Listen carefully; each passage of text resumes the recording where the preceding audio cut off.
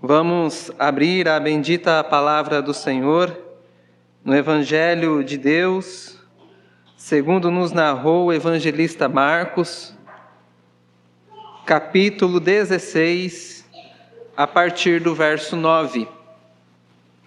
Evangelho, segundo nos narrou o evangelista Marcos, capítulo 16, a partir do verso 9. Esta é a penúltima mensagem do Evangelho segundo Marcos. Nós já estamos chegando ao fim de toda a exposição, que nós intitulamos como a centralidade do simples Evangelho. E hoje nós vamos refletir sobre o tema Vai e anuncie o Evangelho. Nós vamos ver a grande comissão do Senhor Jesus revelada aqui para nós através do Evangelho segundo Marcos. Marcos, capítulo 16, a partir do verso 9, nos diz assim: aquela que é infalível, inerrante e autoritativa palavra de Deus. Havendo Jesus ressuscitado de manhã cedo, no primeiro dia da semana, apareceu a Maria Madalena, da qual tinha expulsado 7 demônios. E partindo ela, foi anunciá-lo àqueles que, tendo sido companheiros de Jesus, estavam tristes e choravam. Estes, ouvindo que ele vivia e que tinha sido visto por ela, não acreditaram. Verso 12. Depois disso, Jesus manifestou-se em outra forma a 2 deles, que estavam a caminho do campo. E indo eles, o anunciaram aos demais, mas também a estes 2 eles não deram crédito. Finalmente, Jesus apareceu aos 11, quando estavam à mesa, e censurou-lhes a incredulidade e a dureza de coração, porque não deram crédito aos que tinham visto já ressuscitado. E disse-lhes: vão por todo o mundo e preguem o evangelho a toda criatura. Quem crer e for batizado será salvo. Quem, porém, não crer será condenado. Esses sinais acompanharão aqueles que creem. Em meu nome expulsarão demônios, falarão novas línguas, pegarão em serpentes, e se beberem alguma coisa mortífera, não lhes fará mal. Se impuserem as mãos sobre enfermos, eles ficarão curados. Amém. Oremos ao Senhor, meus irmãos, mais uma vez. Soberano Deus e bendito Pai, nós estamos diante da Tua palavra, que é mais penetrante do que espada de 2 gumes, e é capaz de discernir as intenções do nosso coração. Nós rogamos para que nesse momento, o Senhor, através do Teu Santo Espírito, nos conduza neste ato de adoração. Que os nossos ouvidos venham estar abertos para ouvir a voz do nosso bom e supremo bom pastor. Que o Senhor nessa noite nos conduza verdadeiramente aos pastos verdejantes e às águas tranquilas. Que o Senhor nos dê o entendimento acerca da Tua palavra e a disposição para obedecer ao Senhor em cada momento de nossa vida. É em nome de Cristo, nosso eterno Salvador, que nós oramos. Amém. Vai e anuncie o Evangelho. Nós vemos aqui de uma forma muito clara a ordem do Senhor Jesus para pregar o Evangelho. No verso de número 15 ele diz: vão por todo mundo e preguem o Evangelho a toda criatura. Então, a mensagem, de uma forma geral, ela está envolvida para a pregação do Evangelho. E o que é a pregação do Evangelho? O Dr. Martyn Lloyd-Jones afirmou: é a lógica pegando fogo, é a teologia em chamas, é um raciocínio eloquente, é a transmissão da verdade. Isso feita de uma forma clara, autoritativa e normativa para o povo de Deus. A pregação do Evangelho é como um arauto que vem em nome do Rei, falar a respeito da mensagem do reino. Dr. Martyn Lloyd-Jones, ele era um médico muito bem sucedido na sua área pela qual ele atuava. mas ele abandonou a medicina para ser pregador do Evangelho, para ser pastor do rebanho de Cristo. E diante desse testemunho incrível, ele disse: a obra da pregação é a mais elevada, a maior e mais gloriosa vocação para a qual alguém pode ser chamado. Ou seja, quando perguntaram para ele a respeito, por que você vai largar a medicina? Uma profissão tão nobre, algo que você pode verdadeiramente servir as pessoas de uma forma prática, pode até mesmo ser instrumento de cura na vida das pessoas.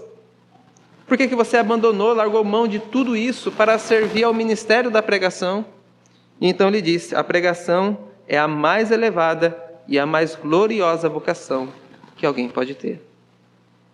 Qual que é a nossa percepção a respeito da mensagem, da pregação do Evangelho? Muitas pessoas acreditam que isso que vem através das mídias sociais é pregação.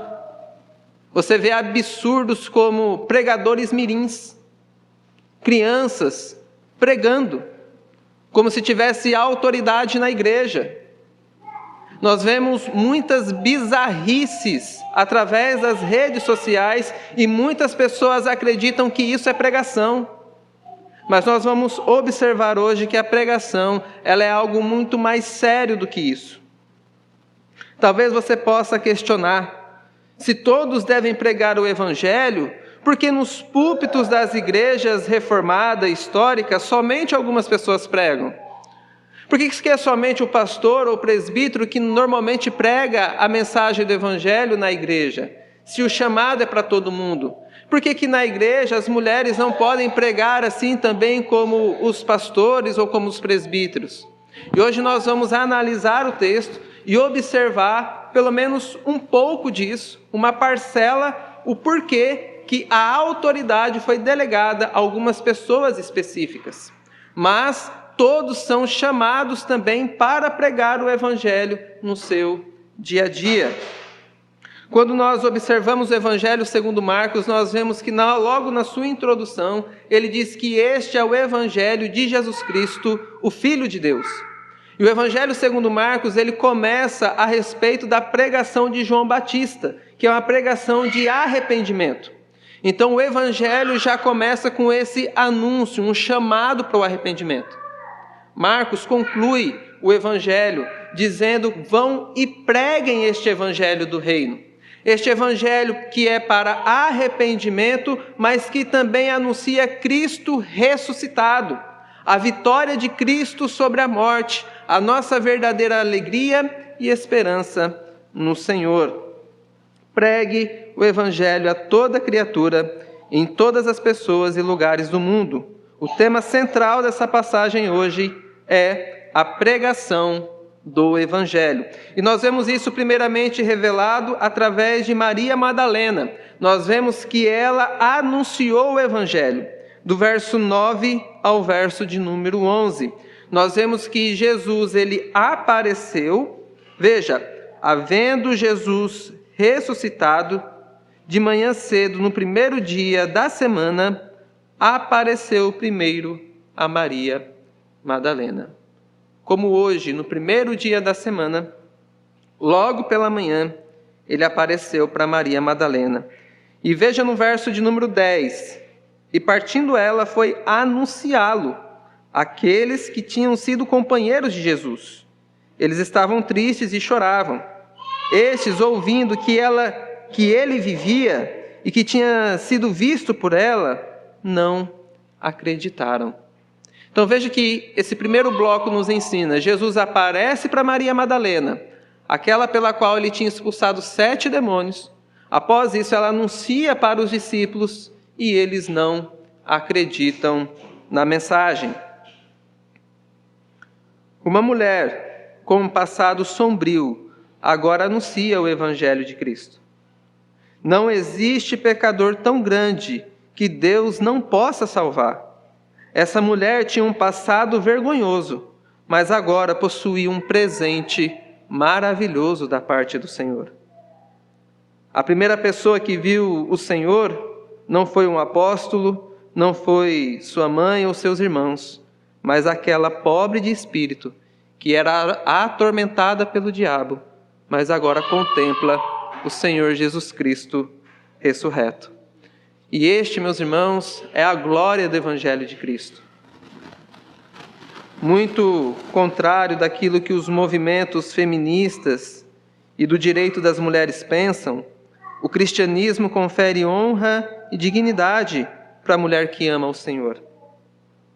Nós temos alguns exemplos disso na Sagrada Escritura. Se os irmãos se lembrarem, a mulher samaritana no poço de Jacó era uma mulher que anteriormente tinha tido muitos homens. Ela foi buscar água no horário incomum, realmente para não ter um contato mais íntimo com aquela sociedade, porque ela era vista realmente como uma pecadora. E após ter esse encontro verdadeiro com Cristo, o que ela faz? Ela anuncia para toda a cidade de Samaria a respeito do Senhor Jesus, ao ponto que todos vão ouvi-lo para saber quem Ele é.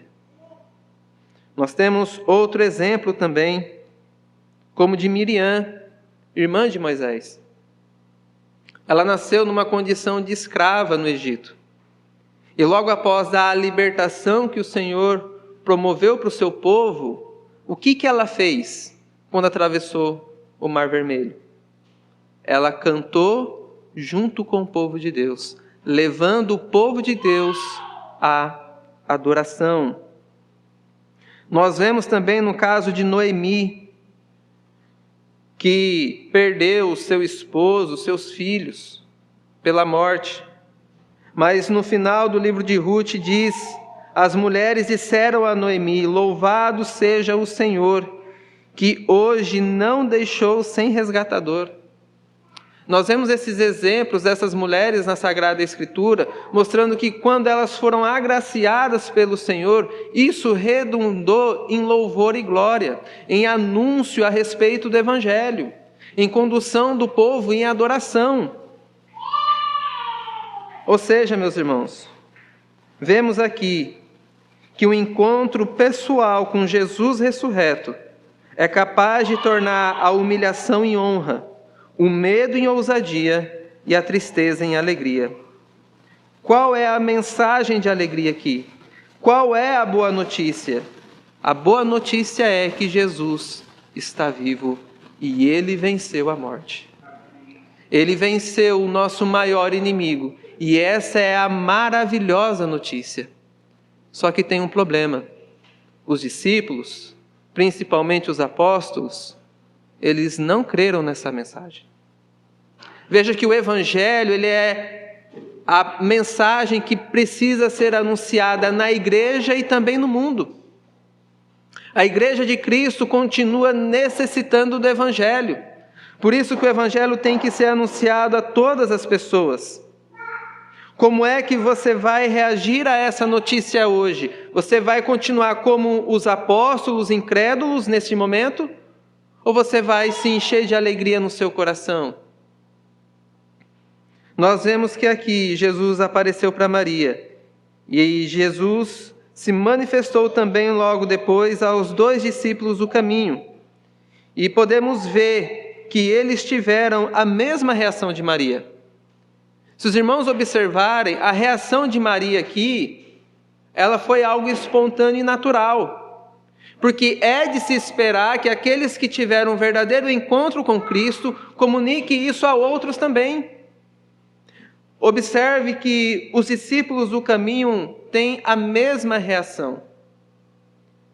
No verso 12 e no verso 13 nós vemos: depois disso, Jesus manifestou-se de outra forma a 2 deles, que estavam a caminho do campo. E indo eles, o anunciaram aos demais, mas também a estes 2, eles não deram ouvidos. Quem são esses 2 discípulos do caminho? São os discípulos do caminho de Emaús. Eles estavam em Jerusalém, eles eram seguidores do Senhor Jesus, e após a morte de Cristo, eles vão para o campo, aproximadamente a 10 quilômetros de Jerusalém. Então Jesus aparece para eles no caminho, só que eles não reconhecem que é o Senhor. E o Senhor pergunta a respeito do que eles estavam conversando. E eles disseram: parece que você não soube o que houve em Jerusalém? Será que você é o único que não sabe das últimas notícias? E então Jesus começa a pregar o Evangelho para eles, mostrando que era necessário que Cristo padecesse e ao terceiro dia ressuscitasse. Esses discípulos, após terem esse encontro com Jesus, principalmente na mesa, ao partir do pão, que reconheceram que era o Mestre, eles retornam para Jerusalém novamente. E eles dizem aos apóstolos tudo o que aconteceu. Mas os apóstolos não deram crédito à mensagem. E aqui nós vemos, meus irmãos, que o Evangelho ele é anunciado através de pessoas simples e comuns. Que a comunicação do Evangelho, a revelação do Senhor se dá através de pessoas simples que estão no caminho. Como é o exemplo da serva de Naamã, o rei da Síria. No Antigo Testamento nós sabemos que Naamã era um homem leproso. E ele tinha uma serva na sua casa, uma jovem, talvez até adolescente. E ela disse para Naamã: antes o Senhor estivesse diante do profeta que está em Samaria, ele restauraria a sua lepra. Veja que uma simples jovem, dentro de um contexto de escravidão, ela foi capaz de, através da sua simplicidade, comunicar que na terra de Israel, em Samaria, havia alguém que lhe iria curar daquela doença. Iria se ver longe daquele problema. E é assim que Deus faz, meus irmãos, através de gente simples, através de gente comum, é que Ele comunica o seu evangelho da graça. Por isso, não tenha medo de falar do seu Salvador. Eu não tenho palavra de sabedoria, eu não sou eloquente. Não se intimide com isso. É através de gente simples e comum como a gente que Deus está fazendo a grande obra dele de redenção. É na nossa fraqueza que Ele manifesta o seu poder e a sua graça, a sua majestade. Através de gente simples e comuns é que Ele realiza a sua obra. Quando nós lemos a Sagrada Escritura, nós ficamos impressionados com alguns personagens. Por exemplo, quem é que não fica admirado com o apóstolo Paulo, pregando aos gentios, viagens missionárias? Mas ele não faz o trabalho sozinho. É o povo de Deus que é chamado para a adoração e levar outros a adorarem também. Quando nós observamos na história da igreja, quando foi o maior momento de perseguição da igreja, foi quando ela mais cresceu. Porque os discípulos foram espalhados. Eles se utilizavam das estradas romanas e no caminho eles viviam o evangelho. Ao passo que a própria Roma se rendeu ao cristianismo. Então veja, meus irmãos, através de pessoas simples, talvez com um histórico de passado muito complicado, Jesus está fazendo a sua obra resgatando o seu povo. Veja que antes de ordenar a pregação aos apóstolos, os discípulos já anunciavam o Evangelho. Veja que a evangelização é uma consequência natural para os discípulos. Você realmente não precisa de uma programação da igreja local para evangelizar. Porque essa é uma atitude comum dos discípulos. Você só precisa ser um crente, ter um encontro real com Cristo e o coração aquecido com a sua palavra. Isso já é suficiente para a gente comunicar este evangelho com alegria. Se nós realmente temos um encontro com Cristo, o nosso Salvador, nós iremos falar dele com ousadia e intrepidez, porque a sua palavra aquece o nosso coração. É isso que aconteceu com esses discípulos. E após então se manifestar a Maria Madalena e aos discípulos do caminho, o Senhor também aparece aos apóstolos. E nós vemos isso a partir do verso 14. Então nós vemos aqui, meus irmãos, de uma forma muito clara. O Senhor Jesus, ele aparece a Maria Madalena, ela anuncia aos discípulos e eles rejeitam. O Senhor Jesus aparece para os discípulos do caminho, eles comunicam aos discípulos e eles rejeitam. Por isso que no verso 14 você vai encontrar a palavra finalmente. Jesus apareceu aos 11. Veja que neste momento Judas já não está mais com eles, porque havia se enforcado. Quando estavam à mesa, e censurou-lhes a incredulidade e a dureza do coração, porque não deram crédito aos que tinham visto já ressuscitado. Veja que a primeira coisa que Jesus faz aqui com os discípulos é adverti-los, é chamar a atenção deles, é censurar a respeito da sua incredulidade. Sabe que isso ensina para nós, meus irmãos? Que mesmo caminhando com Cristo, mesmo tendo funções e cargos importantes na igreja, nós podemos ainda ter a raiz da incredulidade no nosso coração. Por isso que nós somos advertidos para crer na mensagem do Evangelho de Cristo Jesus. E essa mensagem é uma mensagem de vida e de esperança para nós. Observe, e eu encontro aqui uma ironia muito grande, quando nós olhamos para a igreja atual. Talvez se você olhar na sua Bíblia, lá na apresentação dela, vai dizer que as partes em colchete que há na Sagrada Escritura não possuem nos principais originais. Ou que a comissão que traduziu o texto bíblico, ela não considera essa parte da Sagrada Escritura como palavra de Deus. Que ela só não retirou isso para que você não estranhasse na hora de ler a Bíblia. Isso você vai encontrar na apresentação de algumas Bíblias. Porque eles suspeitam que este texto, pelo qual nós estamos lendo aqui, no verso 9 até o verso de número 20, ele não faz parte do cânon da Sagrada Escritura. E veja a ironia, eles não acreditam no texto que vai dizer que eles são incrédulos. Isso é uma ironia para nós hoje. Infelizmente, muitas pessoas na própria igreja não acreditam na palavra de Deus. Se a própria igreja muitas vezes age assim, o que dirá das pessoas no mundo que não têm o temor de Cristo? É óbvio que eles não vão receber essa mensagem com alegria. É óbvio que eles vão rejeitar a palavra do Senhor. Mas nós somos chamados, meus irmãos, a anunciar o Evangelho do Reino. Porque quem opera, quem transforma os corações, não somos nós.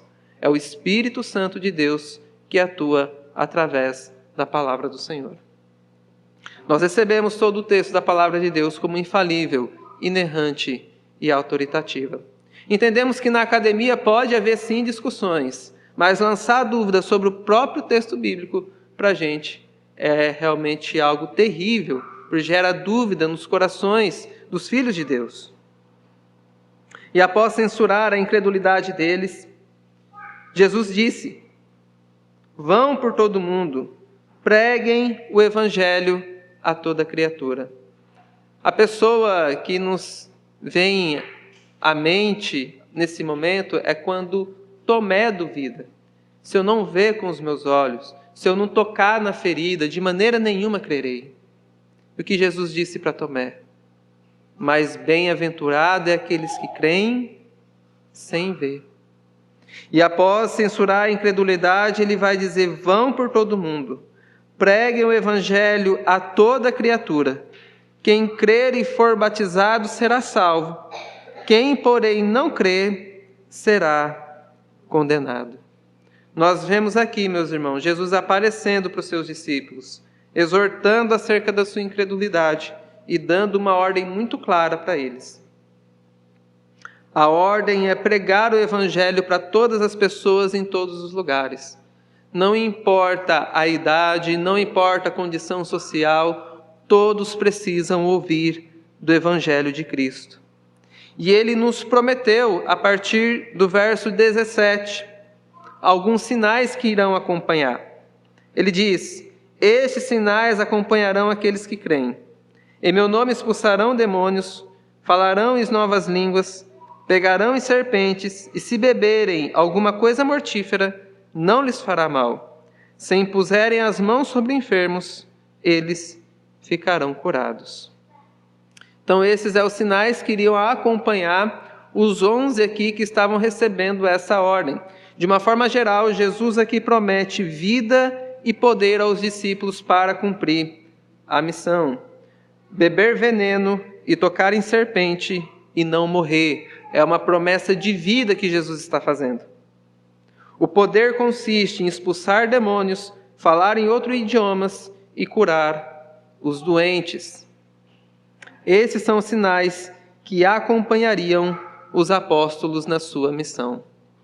Alguns ainda dizem que esses sinais devem acompanhar a igreja hoje, mas a respeito deste assunto nós vamos tratar na última mensagem, para não se alongar muito. Todavia, o que é importante nós enfatizarmos hoje é que Jesus promete vida e poder para os discípulos cumprirem essa grande missão. Nós sabemos, então, que todos são enviados para pregar o Evangelho, mas alguns são especialmente comissionados para isso. Nós sabemos que os apóstolos, após receberem essas instruções, eles ficaram em Jerusalém e a partir daí eles deram início àquilo que nós chamamos de igreja primitiva ou a igreja do Novo Testamento. E que esses sinais de fato os acompanharam. Todavia, quando eles plantavam uma igreja em uma região onde o evangelho era pregado e as pessoas começavam a se reunir para ouvir o evangelho, eles logo promoviam eleições na igreja para elegerem presbíteros e diáconos, para que esses então dessem continuidade na pregação do evangelho. Nós vemos o exemplo disso em Timóteo, quando o apóstolo Paulo diz: conjuro-te diante de Deus que pregue a palavra, em tempo e fora de tempo, tendo oportunidade ou não, mas pregue com insistência, com paciência, mas pregue o evangelho do reino. Todos, meus irmãos, somos chamados a pregar o evangelho, e isso é uma consequência natural para o discípulo de Cristo. Mas aqueles que foram comissionados, chamados de uma forma específica, que são a liderança do povo de Deus, existe uma responsabilidade ainda maior. Por isso que muitas vezes você vai observar que quem é responsável para o ensino e a pregação do evangelho na igreja, normalmente são os oficiais, porque a eles foi chamado especificamente para promover a pregação do evangelho e a boa e sã doutrina do reino de Deus. A Bíblia diz que todo aquele que crer e for batizado será salvo.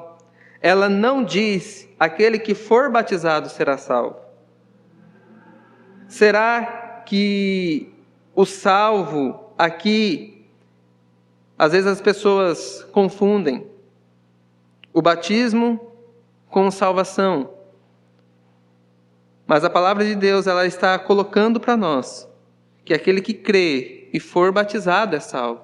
Veja que a salvação não está em ser batizado, mas em crer no evangelho do reino. O batismo é um sinal daquele que realmente recebeu este evangelho com alegria e agora começa a fazer parte do povo de Deus.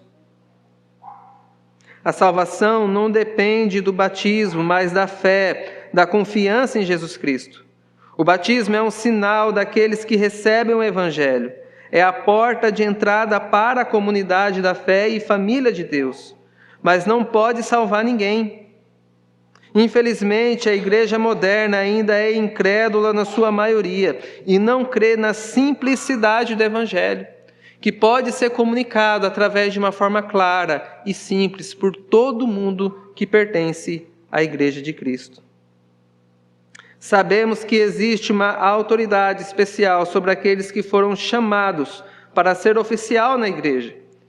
E como a quem muito é dado, muito também será exigido e cobrado. Os oficiais da igreja são os principais agentes humanos responsáveis na pregação do Evangelho e na expansão do reino de Cristo. Todos devem anunciar o Evangelho, mas principalmente aqueles que foram chamados para isso. E aqui nós observamos nesse texto isso de uma forma muito clara. Os discípulos comunicando o Evangelho naturalmente, mas os apóstolos recebendo essa grande comissão, esse chamado especial para continuar a pregação do Evangelho. E assim nós caminhamos para algumas considerações finais. Veja, meus irmãos, que nesses 3 casos, tanto de Maria Madalena, como dos discípulos do caminho, como dos próprios apóstolos, é o Senhor Jesus que se manifesta a eles. O Evangelho da nossa salvação é a manifestação do Senhor Jesus. E isso depende inteiramente dele. Veja que parte primeiro do Senhor o ato de se revelar àqueles que necessitam. Nós vemos aqui também que para anunciar o verdadeiro Evangelho, é necessário primeiro estar na presença de Cristo. Tanto Maria Madalena, como os 2 discípulos do caminho, e posteriormente os 11 apóstolos, eles só anunciaram este Evangelho depois de ter uma comunhão, um encontro real e verdadeiro com Cristo. E assim também é na nossa vida. Se nós de fato não estivermos em plena comunhão com o Senhor, se de fato nós não tivermos um encontro real com Cristo, nós não vamos comunicar este Evangelho com eficácia, com ousadia e com alegria. Quando nós não cremos no Evangelho, a consequência natural é tristeza, é angústia, é solidão, é sofrimento. Essa boa notícia ela é rejeitada, até mesmo pela igreja atual. Todavia, ela é a única mensagem que pode dar vida. Quem crer será salvo, quem não crer será condenado. Portanto, a maior necessidade, tanto da igreja como do mundo, é a pregação do Evangelho. A igreja ela não foi chamada para ser uma assistente social. Ela é uma agência do reino de Deus para a pregação do Evangelho. Nós devemos atender aos necessitados, sim. Nós devemos acolher todos aqueles que precisam. Mas a nossa maior necessidade, a sua maior necessidade é o Evangelho do reino. É a palavra de Deus sendo pregada com fidelidade constantemente ao seu coração. Não subestime isso, não negligencie isso. A maior mídia de Deus é o Evangelho quem chama os pecadores ao arrependimento, é o verdadeiro Evangelho que vai chamar os eleitos de Deus para a comunidade da fé, é o verdadeiro Evangelho que Deus está movendo no mundo todo. É maravilhoso, meus irmãos, ouvir o apóstolo Paulo dizer, quando ele louva a Deus, que a mesma fé que vocês têm, tem alcançado o mundo inteiro. E essa é a nossa esperança, que cada pessoa possa ouvir o Evangelho da redenção, que Cristo venceu a morte, Ele é a nossa alegria, Ele é a nossa salvação. Considere hoje se você teve um encontro real com Cristo, considere se de fato você possui essa boa notícia do Evangelho, se você realmente crê no Senhor Jesus, porque ainda não está falando dele para todo mundo, porque ainda tem medo. O nosso Salvador venceu a morte e hoje Ele te diz, não seja um incrédulo, mas seja um crente. Bem-aventurados são aqueles que creem sem ver. O Evangelho torna a tristeza em alegria e o silêncio em anúncio. Vai e diz com coragem e alegria que Jesus venceu a morte e hoje Ele vive e reina para sempre. Que Cristo Jesus, Ele é o Senhor de todo o universo. Ele é o nosso Senhor, o nosso Deus, que tem nos salvado, tem nos protegido, tem nos conduzido durante todos os dias de nossa vida. Ele é o Deus que perdoa pecados e nos dá uma viva esperança ao nosso coração. Se você tem essa mensagem no seu coração, você tem aquilo que é mais precioso neste mundo. Você tem aquilo que todos realmente necessitam ouvir, que é o Evangelho da cruz, é o Evangelho da ressurreição, é o Evangelho de Cristo Jesus. Amém?